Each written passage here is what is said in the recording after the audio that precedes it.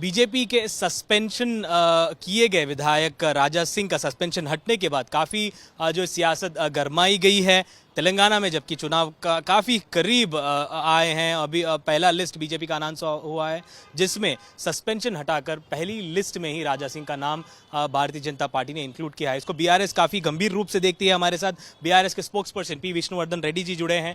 Sir बताइए, इस विषय को लेकर बीआरएस काफ़ी गंभीर रूप पर जो अटैक कर रही है बीजेपी पर, तो इस पर क्या कहेंगे? देखिए, पूरा देश जानता है कि हम पहले से यही बोल रहे हैं कि ये जो सस्पेंशन का ये बीजेपी ने जो किया है वो सिर्फ एक ड्रामा था। The suspension of mister Raja Singh in the first place itself is an I wash, क्योंकि जिस दिन राजा सिंह को सस्पेंड किया गया था बीजेपी में, अगले दिन वो खुद ये बोले कि मुझे कॉन्फिडेंस है, पार्टी मुझे वापस लेगी और मुझे टिकट फिर से दोबारा दिया जाएगा। एंड जो उसने बोला है वही हुआ है आज। थोड़े घंटे पहले, before announcing the tickets, the BJP has revoked his suspension and again reissued the ticket to him. So whatever Raja Singh said एक साल पहले जब उनका सस्पेंशन हुआ, that became true today. And और एक बात आप देखेंगे तो डिसिप्लिनरी कमिटी जो है बीजेपी का, वो ये कहकर उनको सस्पेंड किया है कि ये पार्टी लाइन के अगेंस्ट गए हुए। And we been telling that BJP has enacted this drama because of the fear of India's derailing ties with the Gulf countries. जो गल्फ पे जो अप्रोर हुआ है इसके प्रोवोकेटिव स्टेटमेंट्स के वजह से, उसको थोड़ा ठंडा करने के लिए, फायर फाइटिंग करने के लिए, इमीडिएट डैमेज कंट्रोल करने के लिए सस्पेंशन का ड्रामा किया है। लेकिन अभी जो उनको वापस लिया गया है तो कोई भी क्लियरली एक्सप्लेनेशन नहीं दिया गया है लोगों को कि क्यों वापस लिया गया उनका। अगर वो पार्टी लाइन से हटके उनका बिहेवियर था तो अभी क्या हुआ, क्या वजह था? बिकॉज राजा सिंह ने तो कोई अपॉलॉजी टेंडर नहीं किया पब्लिकली, नहीं उसका जो रिस्पॉन्स था डिसिप्लिनरी कमेटी का बीजेपी का, वो मीडिया को या out, it was not put out in the open. तो हम यही पहले से बोल रहे हैं कि बीजेपी में शॉर्टेस्ट वे टू सक्सेस, अगर ऊपर पहुंचना है तो हेट स्पीचेस की वजह से होता है। वो हम बंडी संजय जी के केस में भी देखा है तेलंगाना में, क्योंकि बंडी संजय का जिस तरह से एलिवेशन हुआ है राष्ट्र अध्यक्ष के लिए, वो जो पद के लिए, तो other than giving out hate speeches he did nothing. ये पार्टी लाइन्स की अगर हम बात करें तो उनका इंटरनल इश्यू होगा, चाहे वो बयान किसी और मजहब के लिए या कम्युनिटी के खिलाफ था, लेकिन जो डिसीजंस होते हैं पार्टी लाइंस के अंदर होते हैं, इस पर बीआरएस क्यों राजा सिंह को एक बड़ा चेहरा बनाना चाह रही है या फिर मान रही है? और उनके सस्पेंशन से बीआरएस को क्या कोई चीज़ का खतरा है? नहीं, उनका सस्पेंशन से या उनको वापस लेने से बीआरएस का कुछ लेना देना नहीं है।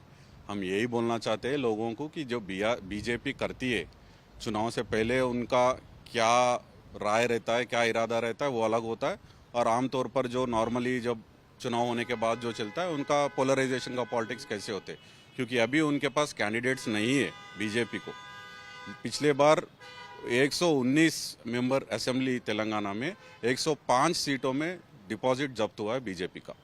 इस बार 110 सीटों में जब्त होने वाला है। उनके पास उम्मीदवार नहीं है, तो उनको मजबूरी है कि उनको राजा सिंह को फिर वापस ले और उनको ही टिकट दे, क्योंकि उनके पास कोई उम्मीदवार है ही नहीं।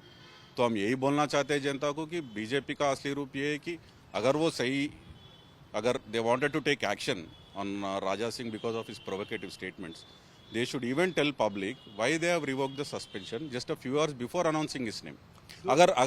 अगर केस में सब्सटेंस नहीं था तो why would court remand him for nearly 3 months and he is out on conditional bail? Remind me, he is not acquitted, अभी भी वो केस पेंडिंग है, उसको कंडीशनल बेल पे अभी बाहर है राजा सिंह। तो अगर सब्सटेंस नहीं है, उसका जो भी वो बयान दिया है, प्रोवोकेटिव और इन्फ्लेमेटरी स्पीच जो भी दिया है, उसमें सब्सटेंस नहीं है, तो why would court remand him for almost 3 months in the jail? जी बिल्कुल, लेकिन राजा सिंह ने ये कहा कि कोर्ट उनके फेवर में ऑर्डर दिए हैं, इसीलिए वो बाहर है और पार्टी ने उन पर जो एक्शन लेना था वो उन्होंने उनके हिसाब से ही एक्शन लिया। लेकिन अगर हम यहाँ पर बात करें तो आरोप राजा सिंह की तरफ से ये भी लग रहा है कि उनके खिलाफ बीआरएस पार्टी लगभग 100 करोड़ जो है उनकी कॉन्स्टिट्यूएंसी गोशा महल में खर्च कर रही है। कैंडिडेट अनाउंस नहीं हुआ इसीलिए क्योंकि दारुसलाम से या एआईएमआईएम के हेडक्वार्टर से कैंडिडेट बीआरएस का चुना जाता है। शायद असद ओवैसी ने अभी कैंडिडेट चुनकर नहीं दिया है बीआरएस को, इसीलिए उनका कैंडिडेट वहां पर अभी तक चुना नहीं गया। 119 में से 114 जो विधानसभा सीट्स है उस पर आप लोगों ने जो है कैंडिडेट्स अनाउंस किए, बस 5 बचे हैं जिसमें गोशा महल भी शामिल है। तो इस आरोप को कैसे देखते हैं? देखिए, पहले से हम यही बोल रहे हैं कि कभी भी बीआरएस और एमआईएम साथ में चुनाव नहीं लड़ा है। It's out in the open, अब कोई भी जाके हिस्ट्री देख सकता है। एमआईएम अपना उम्मीदवार खड़ा करती है, बीआरएस अपने उम्मीदवार खड़ा कर रही है और वैसे ही बीजेपी और कांग्रेस भी खड़ा कर रही है। तो ये एक अफवाह फैलाया जा रहा है कि स्टीयरिंग हमारा एमआईएम के पास है, ये सब गलत है। दूसरी बात, अभी राजा सिंह का कैरेक्टर क्या है, उसके बातों पे आप उसका क्रेडिबिलिटी क्या है, आप हमसे बात, we are not suppose to respond to persons like him because उसके ऊपर 100 के ऊपर क्रिमिनल केसेस फाइल्ड है आज के दिन हैदराबाद में, 100 के ऊपर। I am on record telling this, out of which 18 of them are communal offences. ऐसे आदमी के बारे में पहली बात है कि हमको रिस्पॉन्ड करने की ज़रूरत नहीं। दूसरी बात, हम बात कर रहे हैं इसलिए क्योंकि लोगों को पता चले कि बीजेपी की असलियत क्या है, वो कैसे लोगों को अपने लिया जाएगा इस विषय पर, क्या कुछ कोर्ट देखिए, कोर्ट में केस पेंडिंग है। He was there in jail for 70+ days और अभी वो कंडीशनल बेल पे बाहर है। अभी आगे जाके फिर से वो इलेक्शन चुनाव लड़ेगा, उसके बाद फिर कोर्ट क्या सेंटेंस देगी या एक्विट करेगी, let court, let the law of the land take action. आप क्या कहेंगे, अपना बीआरएस का उम्मीदवार ना चुने जाना गोशा महल से, इसको कैसे देखते हैं? राजा सिंह के आरोप जो है लगभग इसी विषय पर ज़्यादा आते रहे। देखिए, ना चुनने वाली बात नहीं है, वहाँ पे हमारे पास एक से ज़्यादा उम्मीदवार हैं। तो हम हमारे माननीय मुख्यमंत्री केसीआर जी के कई सारे जो उनके जो कैलकुलेशंस होते हैं उसके हिसाब से अभी 3-4 उम्मीदवार हैं वहाँ पे जो probably they can win election for us. तो टाइम लेके he wants to get the right candidate in so that we can win the election.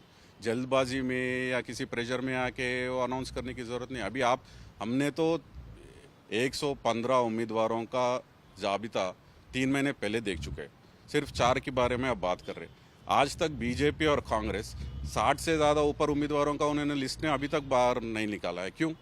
क्योंकि अगर उनके पास कैंडिडेट्स ही नहीं है तो वो लोग वेट कर रहे हैं कि यहाँ पे जिसको भी अगर टिकट नहीं मिलेगा बीआरएस के अंदर, अगर ये पार्टी छोड़ के जाएंगे तो वो उनके पार्टी में शामिल करके टिकट देखने के लिए दे आर वेटिंग।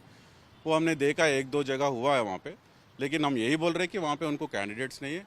और इस बार जो हम जीत अभी रजिस्टर करने वाले अभी एक महीने 1.5 महीने के अंदर, उसके अंदर बीजेपी का 110 जमानत जब्त होने वाला है। जी धन्यवाद हमसे बातचीत करने के लिए। तो ये थे बीआरएस के spokesperson P Vishnuvardhan Reddy ji, जिन्होंने बताया कि बीजेपी का लगभग 110 विधानसभा क्षेत्र में जमानत जब्त किया जाएगा। बीआरएस की तरफ से काफ़ी कड़ी टक्कर दी जाएगी। हालांकि कई सारे इलाकों में, कई सारे विधानसभा क्षेत्रों में ट्रायंगुलर फाइट दिखाई दे रही है। देखना ये होगा कि आने वाले चुनाव में किसका जो है पल्ला भारी होगा, कौन रेस में आगे निकलेगा, कौन सरकार बनाने में कामयाब होगा। कैमरा पर्सन दामोदर के साथ अब्दुल बशीर, हैदराबाद।